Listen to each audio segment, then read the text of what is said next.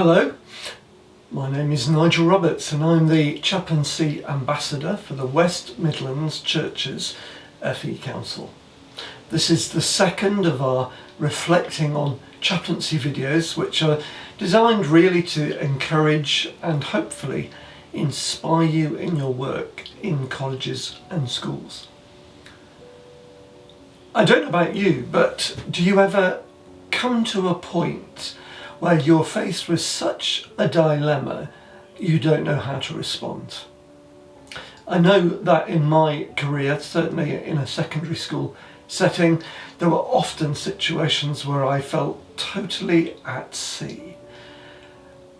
And in particular in relation to issues of sexuality and gender, but sometimes in relation to issues of poverty, injustice and suffering. They were really difficult situations. Over the years, I've come to realise that one of the best ways of responding is by adopting what I call an L-shaped theological approach. And I just want to share in this video what I call my L-shaped theology. It's really very simple. I trust it's very biblical and I hope it's helpful. So what does the L stand for? It stands for three things. It stands for listening, it stands for loving, and it stands for looking.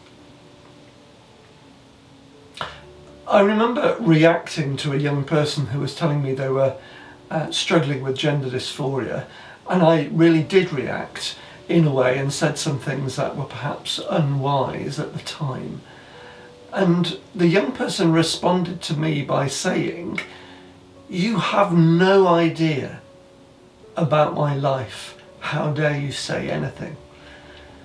And what she was saying is what I've come to learn is really important, that everybody's life is like a book. And we often meet them at chapter 9 or chapter 10 or even later. And we haven't read chapters 1 to 8. We've only started reading at that point of entry. And Mike Yarhouse, in his books on gender dysphoria, emphasises this point.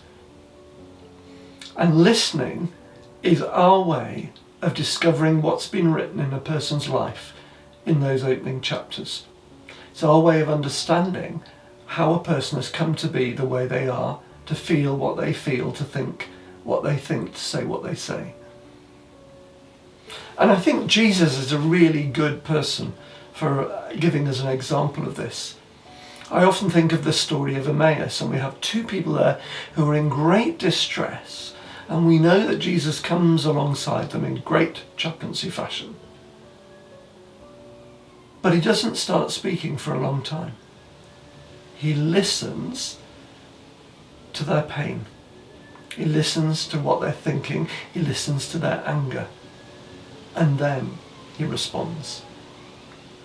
And the story of Jairus' daughter, my favourite biblical story in many ways, is similar.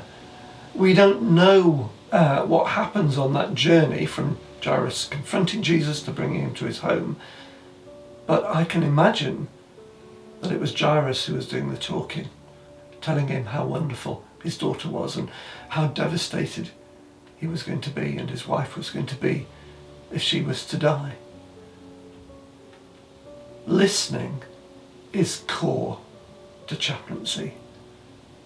It should be foundational to our theology. The second thing is loving. Well, it's really natural, of course. God so loved the world that he gave his son, and I talked about that in the last video about how chaplaincy is a gift, and it's a gift born out of love, and we need to exemplify that.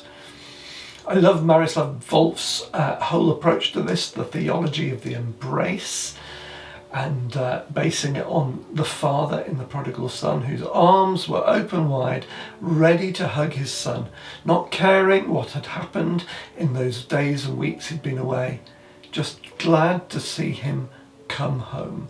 And his love with the open arms says, "Come," and his love with the closed arms in the embrace says, "Stay. I need you here. You matter to me. I will learn from you. I accept you. I want to know you better." When we're faced with dilemmas, quite often the postures we adopt are negative. but a posture of love, of embrace, of come and stay can make all the difference. Love is our second L in our theology. That is L-shaped. And the third one is a really simple one. It's a really obvious one as well. It's the looking one. What do you see when you see people? Quite often when I see people misbehaving in the classroom, I see their behaviour, but I don't see them. There's a really brilliant verse in the book of Samuel where Samuel is trying to discover who God's anointed is, and he's visiting Jesse's family and he's talking to the brothers and all the rest of it. And God says to him, I don't look on the outside, I look upon the heart. And as a chaplain, I think probably more than anything, I want to see past the surface, see past the outside, and discover the heart of those I am serving. Listening, loving, and looking may not bring us the answers, but they'll give us a foundation for a relationship that can be transformational. I hope that's of some help for you. Hope you've enjoyed listening.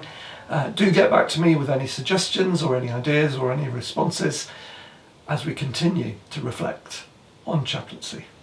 Thank you. God bless.